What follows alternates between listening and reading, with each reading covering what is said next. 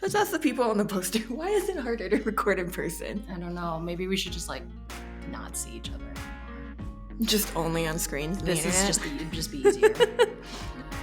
Welcome to the Asian Sewist Collective podcast. The Asian Sewist Collective is a group of Asian people from around the world brought together by our shared appreciation for fiber and textile arts and our desire to see more Asian representation in the sewing community.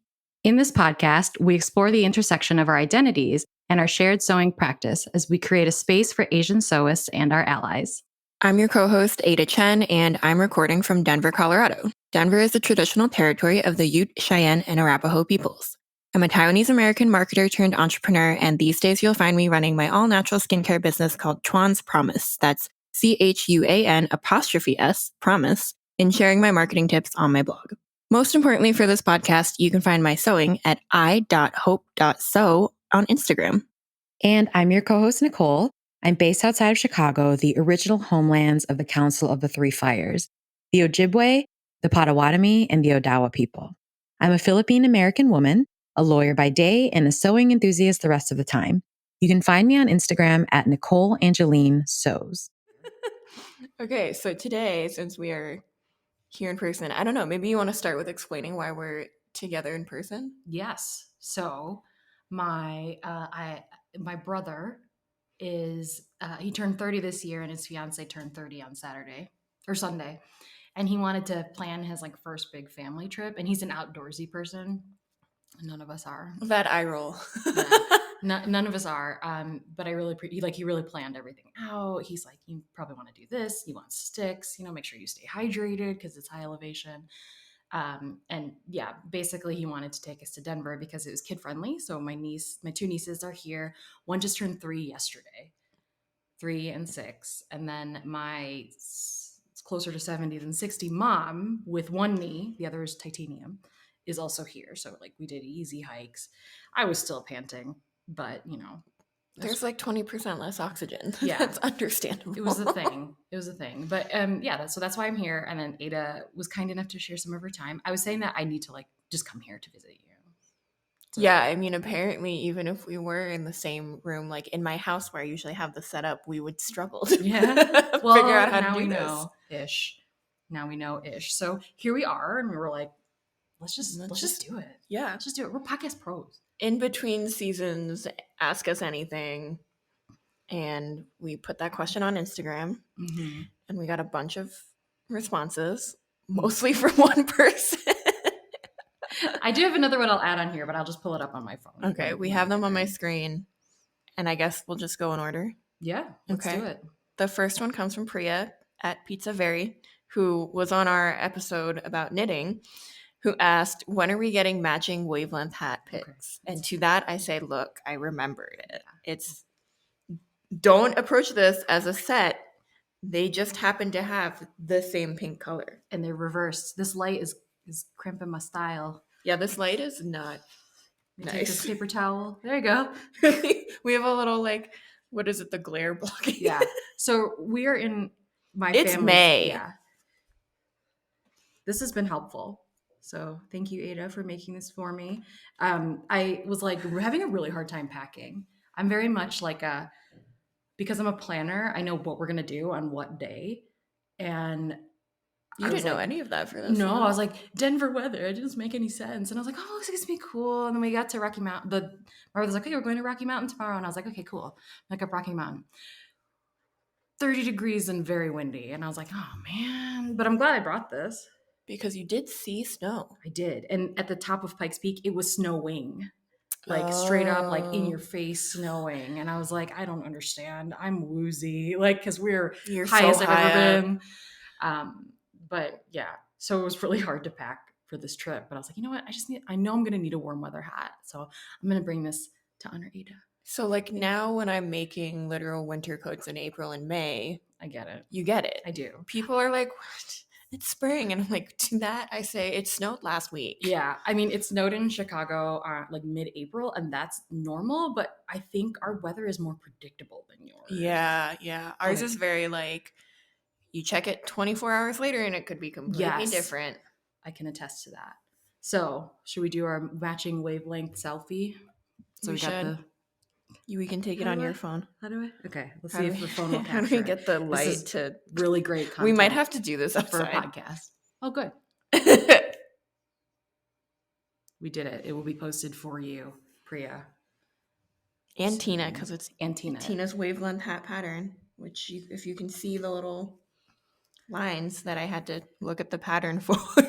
And Priya and Tina were guests on episode 1 for season 4. Yeah. And now they have Between Two Skeins, their own podcast. You gotta watch it. Welcome to Podcast World. Yeah, I love it. It's a little hot down here, though, for that. It was born on the Asian Sewist Collective podcast. So go listen to that episode. It was fun. Yeah. Let me pull. Actually, I'll do the ones that I have last. Okay. Okay. So the next few questions come from Esther, who is on our podcast team. And her first question was, what was most surprising about each other now that you've met in person? So we got a similar question from Koss, who's also on the team. Koss's question came with a caveat, which I'm going to use to answer Esther's question. Okay. You're taller than I thought you would be. I told you I'm 5'4". The only thing that threw you off is that when the day that we met, I thought it was going to rain. Like, again, weather. I thought it was going to be rainy all day. That is what the forecast said. The forecast lied. And so I was in my waterproof, water-resistant, like, rain boots for, like... They have, like, a 3-inch block heel. Yeah, they have a 3-inch block heel because they're the only pair of rain boots I haven't managed to, like, chew the heel out of my walking. So we were eye level, but that's actually not true. Yeah, but I was like, oh, you're taller. It's funny because when I met Lisa Wolfork last summer of the Stitch Please podcast, shout out to Black Women Stitch. How tall is Lisa? We're about, I don't remember what shoes we were wearing, but the first thing she said when I walked into the room for her session was, oh my God, Nicole, you're so much taller than I thought you would be. And I was like, yeah, I get it. Like, that's just like the digital world, right? Sometimes when I see coworkers, I'm like, for the first time, and I've been only on virtual meetings, I'm like, wow, you are a lot taller. But it's usually a lot taller. It's not like people who are shorter than I expected. It's like shocking. And it's just the tall part. I guess maybe because I think that because we're looking on tiny screens. Yeah. And I'm like, everyone's so small. But I feel like my perception of that is like skewed because for 3 years I worked with people like mostly on the internet and I would see them twice a year, 3 times a year. And so after the first time you kind of like know how tall or short they are in person. But like when you meet them for the first time, you're like, yeah, I kind of guessed you would be like, I don't know, 5'10", 5'1". Yeah, I don't know. Like, I mean, so anyway, that's my answer to Esther's question. And then Koss's question was the same, but except for being taller. So I'm cheating. Oh. So, but yeah, you go ahead. You go next. I got to think about something else besides being taller now. What was most surprising? I don't think you were wearing anything me made. You were wearing the Sew sweatshirt. That's true. With the like SEW, like the is it sorority? Mm-hmm. Yeah. Yep. Mm-hmm. The sorority sweatshirt and your thrifted 90s dad, like color blocked windbreaker. And I was like, so stylish, so cool. Definitely giving vacation vibes. But also would have thought you would have had something in there that you made. Oh, but you were wearing your bag. True. Yes, I made the bag. Yeah. Well, that's because I only sew frosting. Okay, touche. Fair enough. Doesn't make sense on a trip where I have no idea what I'm supposed to be wearing. Also fair. I was like, neither of us has sewn leggings, and like that would be the most applicable. I just can't. Yeah, I can't get myself to do it because I have leggings that are like 10, polyester. Yeah, it's gonna last forever, and I'm like, and it's still lasting forever. So I have so many pairs of black leggings. I do not need more. Yeah, no, absolutely not. So I'm like, I only need quote unquote more when my body changes, and like I'm in a phase where I need larger sizes now. So I'm like, okay, let me think about how to do this. I saw this this is like, maybe we're going off topic, but it's okay. It wouldn't be the Asian Sewist Collective if I didn't bring us off topic. Sewn by Jay. Mm-hmm. She is a Philippine American sewist based out of New York. And she had taken a pair of leggings that was too small and refashioned it into like a workout top. What? I was like, Oh, I saw that. Yeah. So I think that would be a great way to like, if leggings are too small for me, then I can like cut them up and make like, maybe use them as like muslin fabric for sports bras, or even just because it's got great recovery. It's got really good recovery. So anyway, yes, I was not wearing any Me Made. I think, but activewear, I'm like, ooh, now I want to sew more activewear, which is kind of related to the project I brought in a bag today, panic sewing last night. But classic. That's for the end of the episode. Okay. We're going to keep going with questions unless you have an answer to Kasa's question besides height.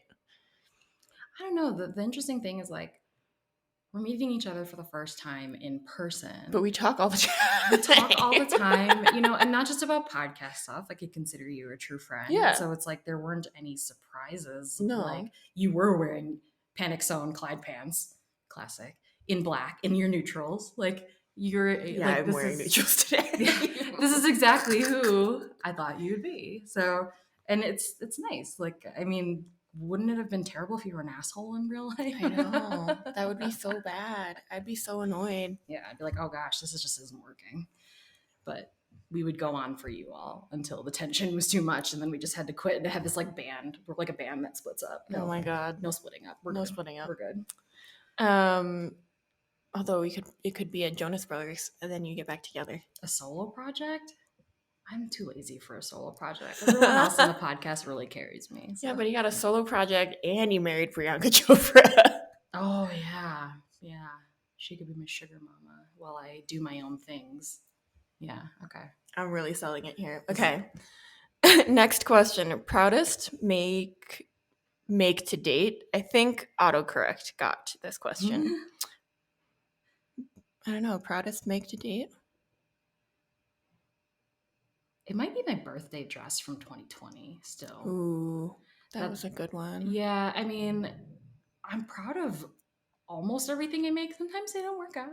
I made some. I threw it together a woven tank not that long ago, and I was like, this is okay. But yeah, my birthday dress. It was just because I was so new and it looked bomb when I was finished with it. I used a wedding dress. McCall's pattern with ITY knit fabric, and there's ease all over anyway, but then it was knit and it was super stretchy, and I was like, forget it, I'm just gonna do it, and it turned out really cool. And yeah, I think I learned a lot just from that project, and it was really fun to like be able to have something like that. And then I was like, I'm gonna make myself something every year. I went 2 years. and then I was like, it's fine. What about you? Does an alteration count or set of? Okay, so I would say altering my wedding dress. Because that is the most expensive thing I own besides a car. Okay. And I did all the alterations by myself. So I put in the boob cups, which, that's like pretty straightforward. But if I hadn't, like the whole front would have been like just see-through lace, but like see-through. I did the bustle. I think the bustle was like the biggest part. Wow. Like, how did you engineer that? Well, I trimmed everything to be even. And then I didn't even hoist the dress onto the dress form. I put the dress form into the dress because it's like cupcake topper level, like poofy. Yeah. Mm-hmm. It did break one leg of the dress form. It was so heavy. But my dress form survived. I put it in, I zipped it up as best as I could, and then just pinned and held things. Wow. And then kind of like marked them and sat on the floor, just like hand sewing buttons and hand sewing loops. And it worked out like pretty well. Sure, did they have issues like lining up the loops day of? But that wasn't on me. That was the wedding planner, my sister, and Vincent not being able to find the loops because we were like outside in the grass and whatnot. And bustling and peeing. Those are not things you can do on your own. It was actually, okay, I will say peeing was surprisingly not bad. Okay. You just kind of like do a scoop and drop, and then, I also had a ball gown. Looking back, I might have done something different, but I was like, yeah, sure, why not? And, but yeah, my sister, excellent maid of honor at that time. Yeah. And like, there was like hoisting and holding, and it's fine. Yeah. It's all part of the experience. I think the most interesting part was like they had to keep getting us in and out of golf carts to go take pictures at different spots. Oh. And so we have all these great pictures of like, you know, it looks like a bamboo forest, but it's really just like the rough area where like the golf balls all get lost. And like overlooking the sunset and like there's a mountain view. It's cool. But like in order to get to all those spots within the time with the lighting, it had to be like in and out of the golf cart, and I was not allowed to drive the golf cart in that because I couldn't even like see my foot. Yeah, fair. Safety. So they were like hoisting me. I'd have to like back into the seat and like kind of like hug everything together to make sure I was like all in and not like dragging out the yeah side of the golf cart. Yeah. That is a very good me-made alteration, something to be proud of for sure. Right? I definitely saved myself, if not $1,000, a couple $100 there with skill. The next question we have is related to formal wear. Faye's Met Gala look. That was this week. It was. I had a look at it and nothing. I mean, besides Pedro Pascal, because he's amazing. And, I didn't see his look. He's the hot stuff right now. But I think I want to throw back to a different era. Or not an era, but like it's too close to a recent memory to be an era that I can remember. But I really loved the Zendaya Cinderella dress. That was my really friend cool. met her at Coachella and didn't know it was her. Wow. Right? Wow. Right. I'm like, what a sweet, gentle, pure soul that has no clue who she is. Is not at all in touch with pop culture. Not at all in touch with pop culture, yet at the biggest pop culture event. Dancing in the desert. Yeah. I do. I mean, I would recognize Zendaya, but that would be me. I would be like, who are these young people on the stage right now? I don't know. Like, I'm like, I'm here for the bands that were around in like the early 2000s. The Cinderella look was a really good one, though. Yeah, and it was like the performance. Like, that was the camp year, right? Like whatever the camp theme was. Yeah. What about you? Ooh, so normally on my personal Instagram, not my sewing Instagram, I do like a Met Gala red carpet kind of takedown outfit by. I try not to do everyone, and I'm trying to be, you know, wholesome about it and critique not the wearer but the designer or the stylist. And that was getting increasingly difficult, and people were kind of demanding that I put this up, even though it was something I just started when I was like working my desk job. And add on top of that Karl Lagerfeld was a terrible human. Problematic. A very problematic human. Max, yeah. When they announced that was the theme, I was like, well, we're not doing the Met Gala commentary this year. There's plenty of commentary on the internet. You can go get it somewhere else, but I just choose not to partake. I did see a lot of photos, and I found it hilarious that Jared Leto always kind of goes to stunt, you know? Yeah. And he showed up in the giant Choupette the cat suit. It was a really good cat suit. It was a high quality cat suit. Probably made from real cats. I mean, did you see him and Doja Cat? Yes, Doja Cat. Doja Cat as a cat. That was wild. That was very Hunger Games. Like, that one character in the Hunger Games. I was like, oh, wow.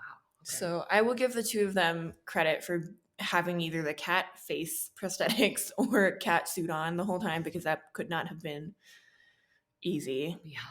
Honorable mention, Daniel Ricciardo, the F1 driver, who I have binge watched all of Drive to Survive, and he is hilarious. I just genuinely think he's like a hilarious human.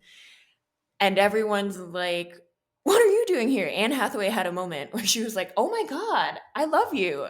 And you could see the genuine shock on his face that like somebody there knew who he was. Oh, yeah. But yeah, I think he was in a Tom Brown suit. It was like a nice kind of modern take on a traditional. And that was this year? That was this year, yeah. Okay. Wait. Pedro Pascal. Ooh, Pedro Pascal went in shorts and a trench coat. I know.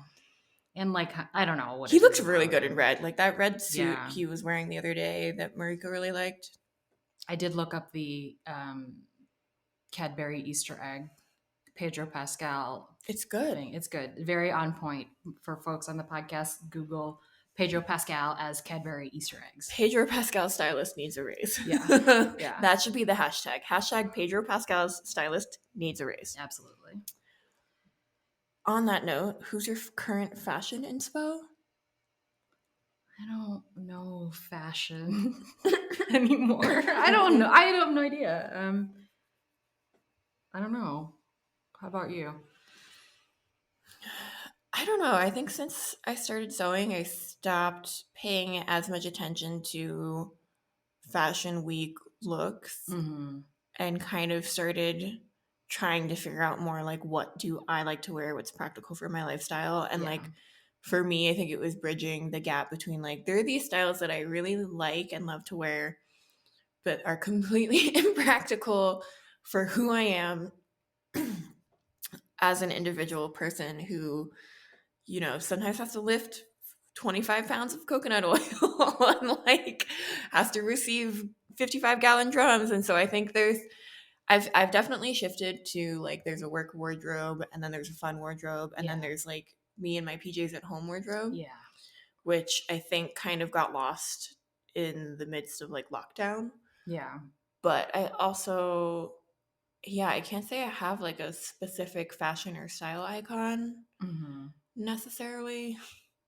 I think after some more reflection, I think I may have said this on the podcast before. Mindy Kaling.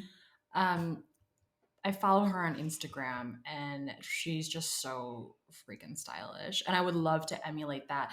And there are actually a couple of other people on the World Wide Webs that are not celebrities, but there is a woman who is an older Black woman, and apologies, I don't know how old she is, but just because okay, now I feel weird. I said older, but like I'm making an assumption. But I Older think, than you. yeah, and I think she's talked about anyway. So my style is my brand. She posts like get ready with me like reels, and then it's just really great, confident person. She's just a great confident person, and I love how she mixes and matches prints and colors and doesn't adhere to a single look. And at one point she had said that I don't like to prepare my outfits. I like to kind of roulette in the morning and just see what works. And everything just is so great. So it's at my style is my brand. And she recently posted a reel about how over the last few years her style has changed. Yeah. And how that, like, with one article of clothing that she has, and it started with like a more conservative look, kind of something that you could see at Macy's or whatever. Yeah. And then a next look a year later with the same skirt, but like mixing up a little bit, and then how she would do it now. And you could really, I love how she did that. It was really cool. And I'd like to evolve to that level of confidence. And it is a skill, like, to look and know what works. Like I want to get into print mixing, but anyway, at my style is my brand on Instagram. I might say that she's probably a fashion icon of mine for sure. I'm going to have to check her out. Also, Mindy Kaling, to your point, did write in one of her books or somewhere in an interview, I think, that basically to look that good, you have to have the money and time and resources Fair. in order to have all those outfits kind of on point all the time. Yeah. And I was like, respect for, being real about it. Yeah, being honest about it. Like, she's like super honest that like that wouldn't have worked for her when she was just starting out. So yeah. No, fair. And her closet looks amazing. That is, yeah. I do have a shoe. I wish you had come over to see my shoe wall in my closet. I do have a shoe wall in my closet. That was the one request I got in when we got the house. But everything else we've had to put in shelving or like kind of figure out how to make the closet design work for us. And like I know there's like systems and you could go IKEA or like Alpha Container Store it, but I don't have that kind of energy. Yeah. Work with what you have or what you have access to. Okay, so describe the moment when you felt connected and became friends. I think it was pretty fast for me. I think part of it was that when we started the podcast, we were all in a really vulnerable space. Yeah. And we came together because we had something in common, but then we found comfort in each other. And I just found myself like talking about things with a veritable stranger that I don't think I would have if like we had met in person somewhere, because you're more guarded in person. I guess part of me is like, well, if this doesn't work, I could just never see her again. It's true. But yeah, I think it was pretty early. I think it was like you and I think we stayed on longer. We had a lot more, just you and I had like a lot more like wider ranging brainstorming sessions Yeah. and troubleshooting things. So we spent a lot of time together right at the beginning. And I think, you know, that that vulnerability allowed me to be more authentic, I think, with you right away. And Yeah. it was just, I don't know. I can't pinpoint a moment, but it was early. I have a moment. Oh gosh. Okay. Here we go. I was in the Joann's Fabrics parking lot, which it's a special place. You know, the Joann's parking lot. Many a video has been filmed there. And I don't remember what I went to pick up there. I think it was probably like thread, because I don't know what I had run out of. It was just like I needed something that day. So I was like, fine, I'll just go. And it was near the beginning.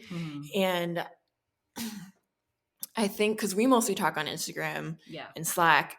And so, but we had exchanged numbers because we hadn't set up Slack yet. And I was like running about. I was like, I'm here, and then I'm here, and then I'm here, and then like I'll be home at this point. And you were like texting me, you're like, I think we should just like set up a Slack. I know how to do that from work. I'm just gonna set it up. You'll get an invite. And I was like, wow, she's like, that's genius. And I would have also gotten to that conclusion like in 2 days.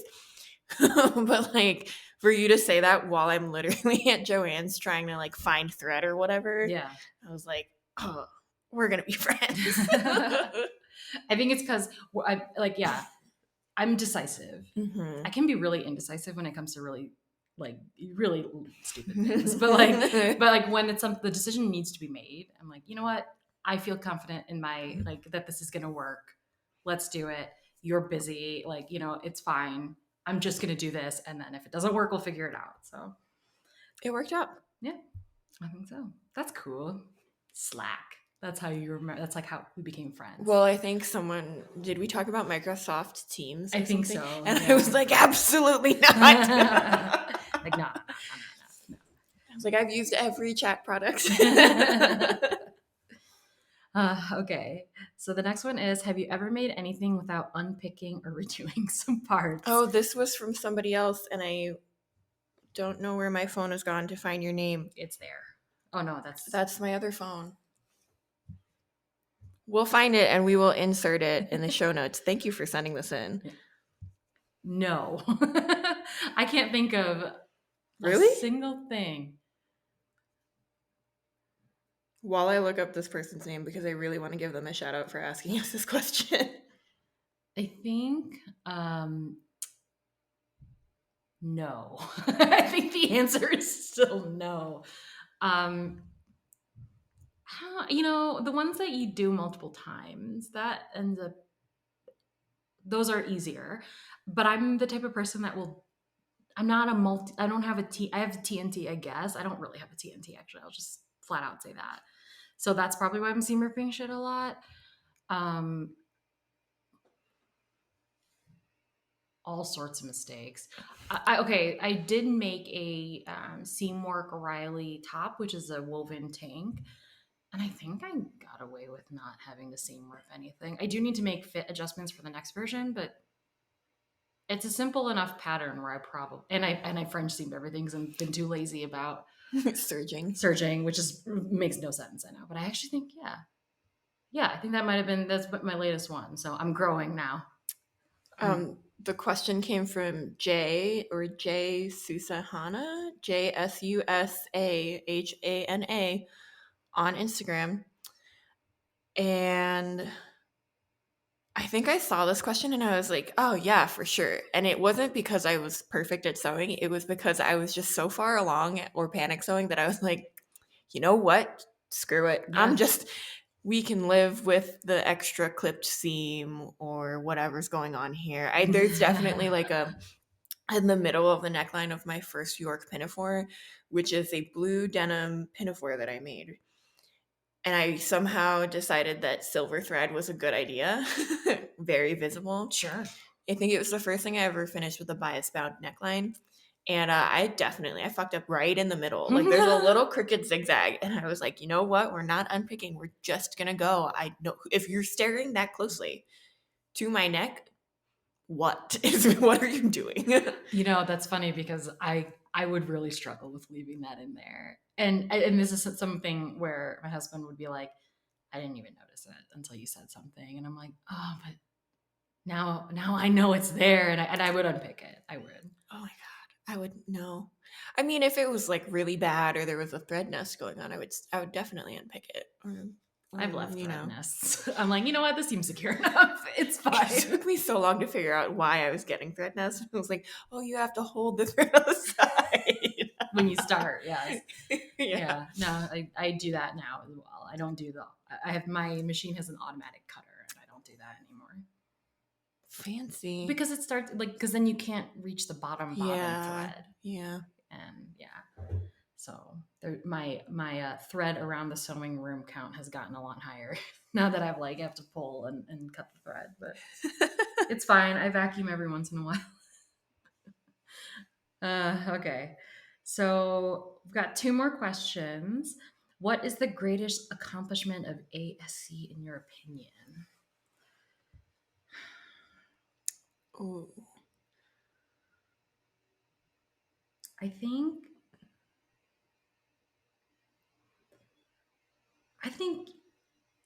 I don't know. I think it's just creating high quality podcasts centering Asian voice. It's so broad, so broad. But I mean, our mere existence is its own accomplishment, and that we've made it past 1 episode, and that people love hearing us, and that we ruffle some feathers. I think that's not a bad thing either. I think one of the biggest.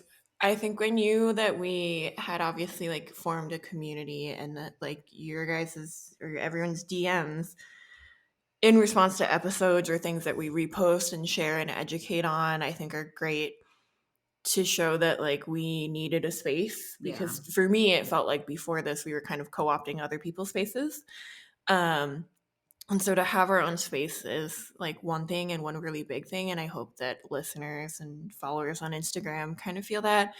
And then I would say the other thing is that I knew we were making a real difference when multiple people tagged us in a post calling out a pattern maker, an indie pattern maker from the UK, who appears to be a white woman, for appropriating. And they were like, that's not a kimono. Please see these episodes right over there.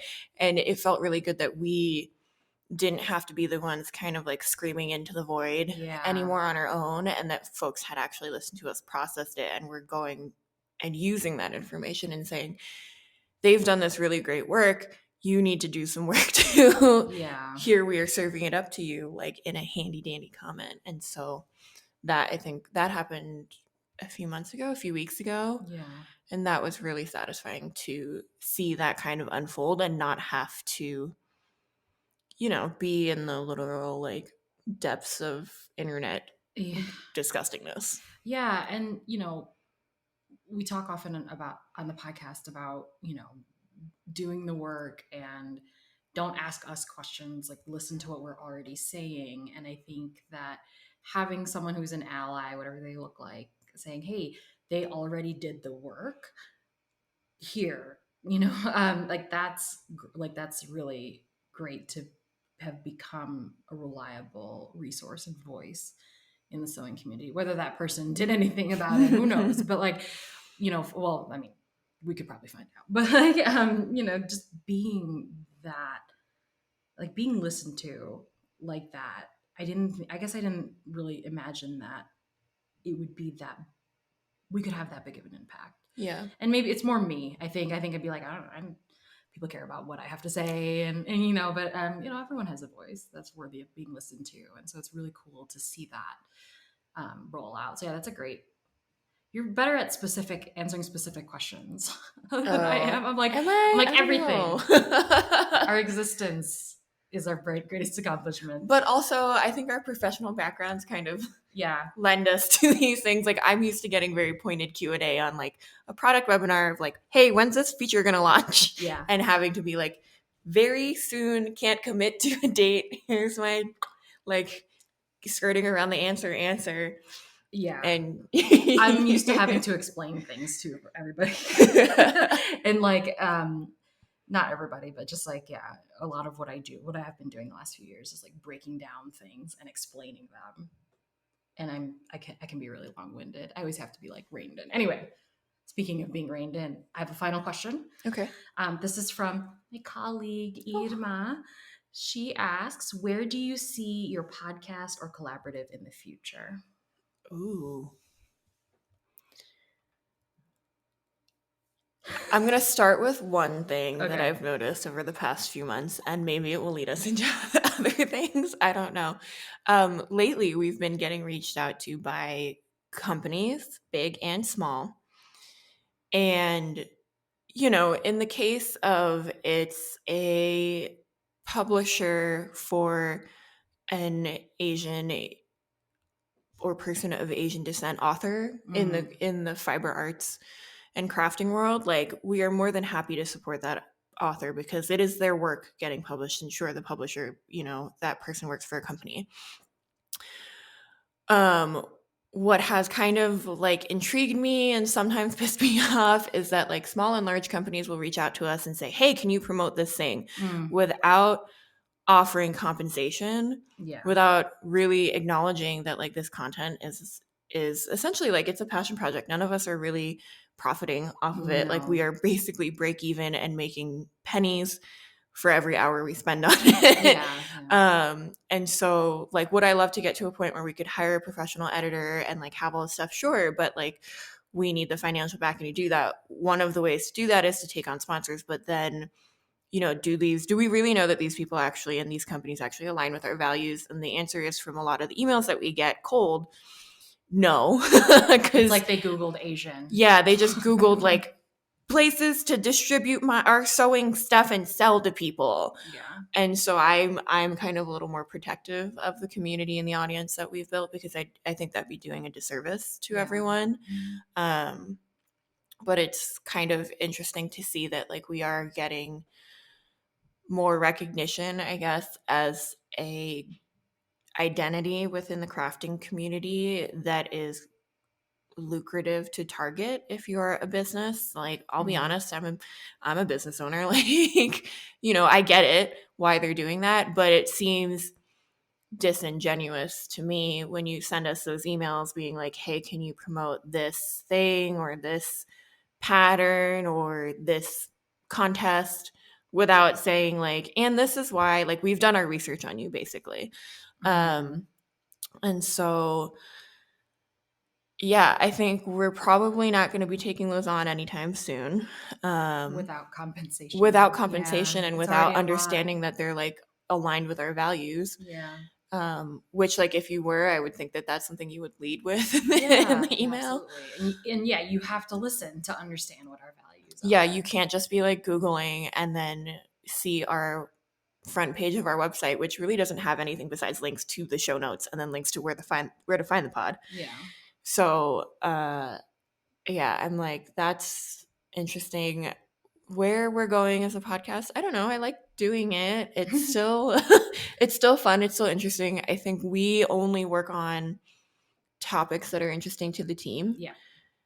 Because we don't want to shove any content down anyone's throats. And since the team spends so many hours on each episode, like I'm talking 8, 12, 20 hours, depending on what role you're doing. Yeah. We want the team, first of all, of amazing sewists and crafters to enjoy what they're working on, because it is a labor of love. It's a passion project. So yeah, I would love to see us all meet in person. Like it's been so fun meeting you in person. I know. That I would love to see us meet in person at some point. I think that would probably require significant financial investment from all of us. Yeah. So it would be something maybe down the line, or maybe we could like organize some sort of sewing retreat. Yeah. And then I would also love to open it up to the broader community of our Asian Sewist listeners who want to meet and connect in person, because we get to connect with you on Instagram on a regular basis, but I guess Instagram's not really helpful or easy for us to be like, and then like you should talk to this person and like, have kind of those group discussions. So I don't know if or when any of that would happen, but I think that's something that I would like to do. Yeah, thoughts? Yeah, I think, podcasting can just be quick and dirty and done, but that's like not who we are. And I think that being able to, and also none of us were podcasters. We're podcasters now, but like we're sewists. That's what we do. Needle and thread, right? Like, and I think that being able to, we've all advanced our skills in some way, but being able to make this like a livelihood is, I think, probably the big goal. Everything, a lot more can flow from that. I think when we're all able to make, think about the places that we can make more space, if we're able to make something, sustainable. But I know that like most podcasters have other jobs, but and I think the meeting in person would be a lot of fun, like a retreat. We have to pay our way, but it would be nice to be able to do something where if people want to come, they have to pay their way as well. Yeah. But I would love to find a sponsor. If we did a retreat, I would love to find someone or a company to sponsor it who understands and is aligned with our values to sponsor folks who like it may just be out of their price range, right? And like to start from, because we are so much about equity and like access, that I think like if we're gonna do something in person and it's gonna require travel or paying, like that's what I would love to find, like someone to sponsor that, because like this is not a whole shameless plug for like buy our labels, like subscribe to our coffee, but it does take significant amounts of time to do the research and the producing and the writing and the recording and editing to get to a final finished podcast episode. Not all of them are like this. So yeah, like I think that's something to highlight that I think I like kind of acutely understood where content creators and podcasters were in terms of, making a living, and being able to do that before we started the podcast, and then really doing the podcast and meeting with like a lot of our guests and talking to them behind the scenes about like, what's your day really like when can we schedule this? Like it does actually, make a lot more sense, and I think helps me appreciate more what we see. Anyway, sorry I cut you off. No, I mean, like I don't have particularly intelligent thoughts, like pay us. So the answer is we don't know, but we're trying to figure it out. We have cool ideas, but we need to figure it out. I'd like to say like low-hanging fruit is we meet up, but it's not that low-hanging. Like, we do it like, we are, a lot of us are in North America, but, cost is, we should do an Auckland retreat. You just told me how much it costs to fly to New Zealand. I know, it's expensive. It's expensive right now. But yeah, I think that is something that's the dream. I think we've all been meeting, one by one, including guests, know. So it would be really cool to have like, not a Frock Tales, I don't want to call it that, but like, something. I think a sewing retreat would be fun. Yeah. I will say that like I have travel back to the other two places that I call home this year planned. So the Bay Area and New York. And for some of those trips, I'll be there longer. And I was like toying with the idea of like, what if we did a meetup? Would anybody come? What would we do? Like, so that's not completely out of the question. It just requires a little more bandwidth. Can I come? I got miles. You want to?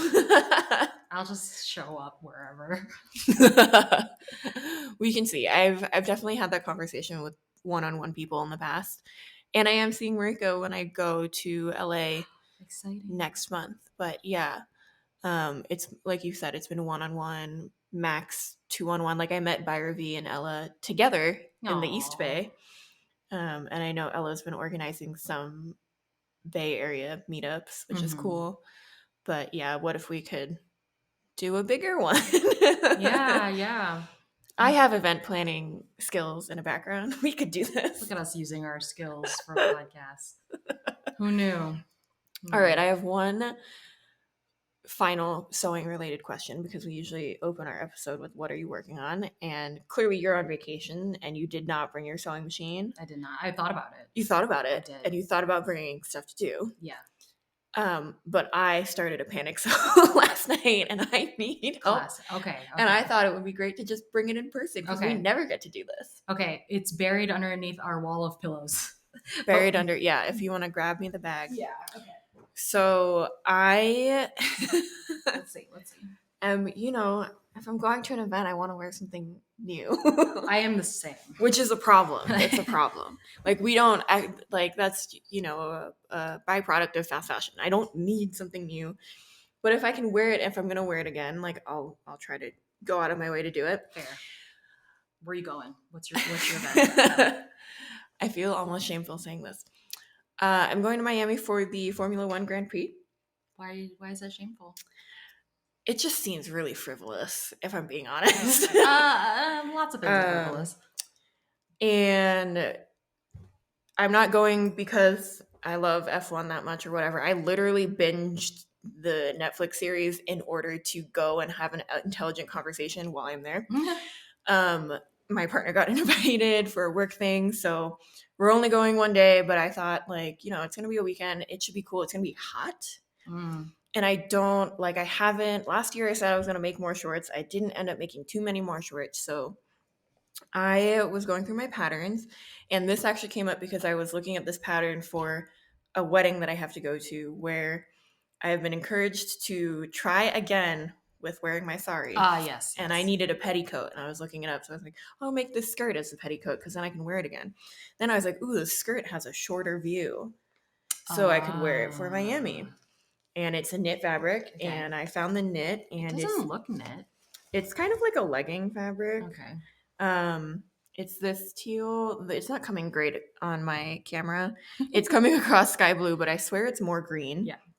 And it's very close to the accent color of one of the teams that I can get behind in this sport. That's very specific. And when I bought this fabric, I was like, maybe I'll make like athletic wear with it. Yeah. Never did, because it was I wear black leggings. This is not my color. But a cute Know Me pattern from Alyssa Threads, which is Know Me 2003. Okay. It's for listeners who are watching on YouTube. It's the sweater set with the top has a V-neck sweater with a ruffle and buttons. The bottom is a knit, almost pencil skirt with a slit, 2 lengths, maxi, and not quite mini. I also thought Alyssa was a small human. And then I'm looking at these pattern photos. And I'm like, are you a small human? I don't think so. You just don't know. You don't know. I'm making view D. So I've made this. I haven't attached the waistband because I had to do some adjustments. But right now, it says to use stretch knits only. For C and D, use Ponte double knit sweater knits. I did not listen to that, clearly, because I just said I use an active wear knit. That's fine.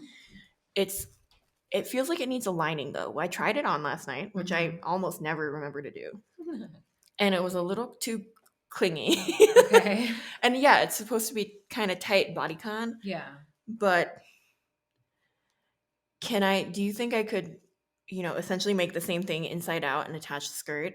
That sounds like it'd be really thick for Miami, right? So, like, how do you make this work? Do I have to wear Spanx? I would just wear it.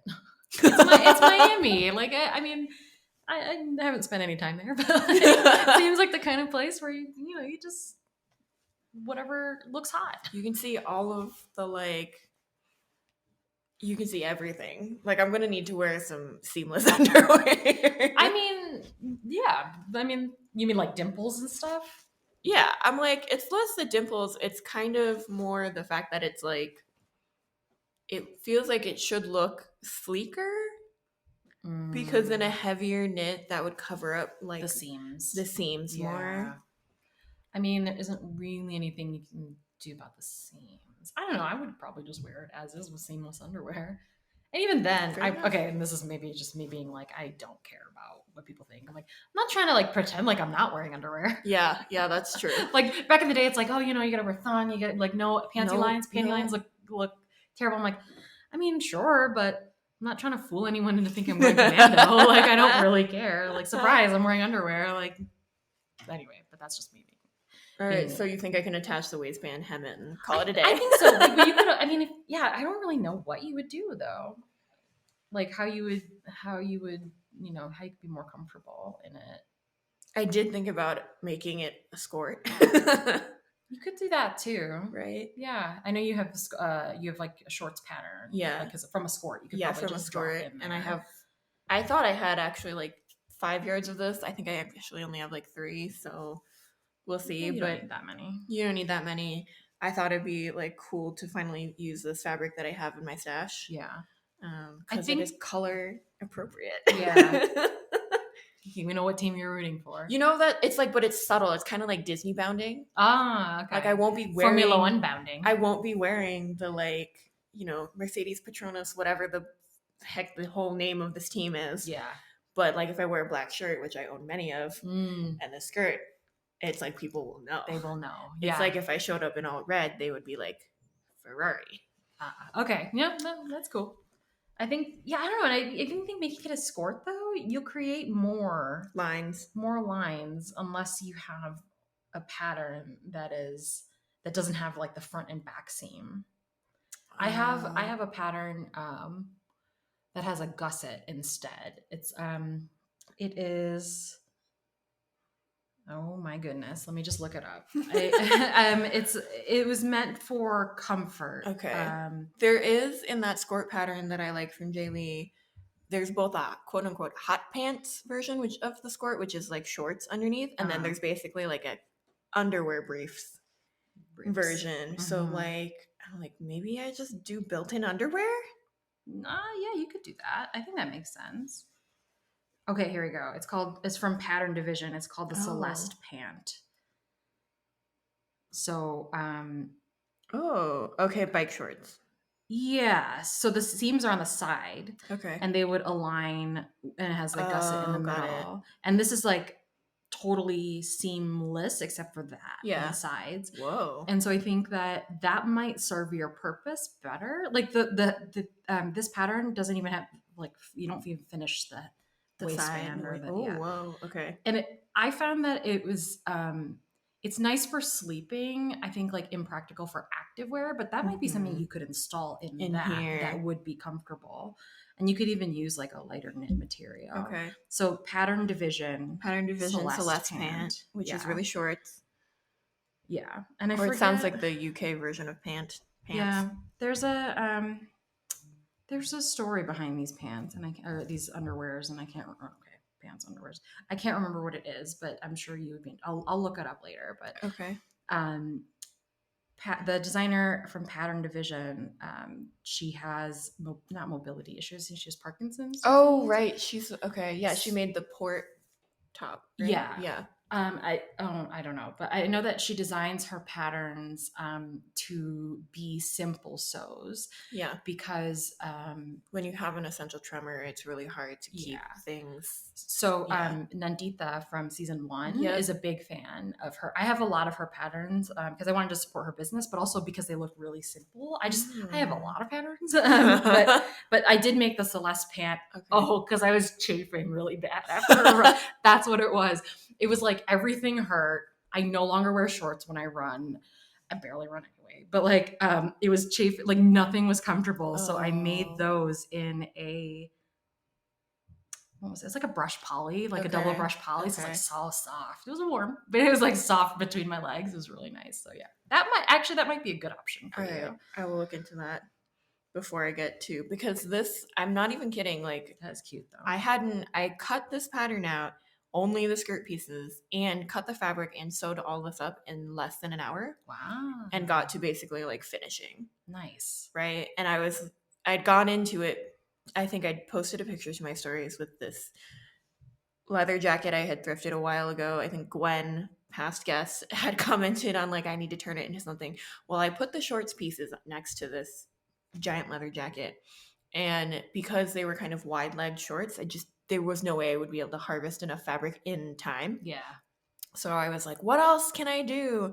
Well, I already have to try this pattern, so I might as well kind of twirl it with something else. So I might end up with 2 of these skirts. Thanks, Nice. Alyssa, for the pattern. I mean, hey, the 1 hour, shoot. Right? I should get my serger out. In less than 1 hour, including serging. Like, look at and I didn't have any matching thread because this is a unique color. Oh, I don't match. I don't do that. I was trying to get like a somewhat closer, but we've got lime green thread on the inside. Nice, so that's cute. I like that. You know, well, thanks for answering my real life sewing question. Yeah, that's wild. Let's do a sewing retreat. Can I just come back and we'll just like hang out? You have a second machine, right? No. Oh shit. I mean, I have like 100-year-old machine that has a very not strong motor. Sounds complicated. I'll bring my own. That's fine. That's why you have a rolly wheel bag. That's right. Yeah. So I can be mobile with my craft. Anyways, now you've gotten a preview into our Instagram DMs with each other. Okay. I think that's it. I can hear movement upstairs. We are in the basement of my family Airbnb. I hear tiny feet running around. Probably my nieces were awake, and we're gotta hit the airport in like 45 minutes. So I think that's a wrap. That is a wrap. Thanks for listening. Let us know if you like this format. We will probably just throw this up for you as a bonus episode while we are gearing up for our next few episodes. And we already have a few in line that are pretty interesting. So stay tuned. Yep, we did it. We did it! Thank you so much for joining us on this week's episode of the Asian Sewist Collective podcast. If you like our show, please consider supporting us on Ko-fi by becoming a one-time or monthly supporter, or by buying our stickers and sewing labels. That's right, we have merch. Buy the labels, they are hilarious. Your financial support helps us with overhead expenses and will allow us to give back to our all-volunteer team who works so hard to provide you with new content each week. The link to our Ko-fi page is ko-fi.com/Asian Sewist Collective, and you can find the link in our show notes, on our website, and on our Instagram account. Check us out on Instagram at Asian Sewist Collective. That's one word, Asian Sewist Collective. And you can also help us out by spreading the word and telling your friends. We would appreciate it if you could rate, review, and subscribe to this podcast on Apple Podcasts, Google Podcasts, Pocket Casts, or wherever you get your podcasts. All of the links and resources mentioned in today's episode will be in the show notes on our website. That's AsianSewistCollective.com. And we'd love to hear from you. Email us with your questions, comments, or even voice messages if you want to be featured on future episodes at AsianSewistCollective@gmail.com. This episode was brought to you by your co-hosts, Ada Chen and Nicole Angeline. Thank you so much to the other members of our collective who made this week's episode a reality. This is the Asian Sewist Collective podcast, and we'll see you next week.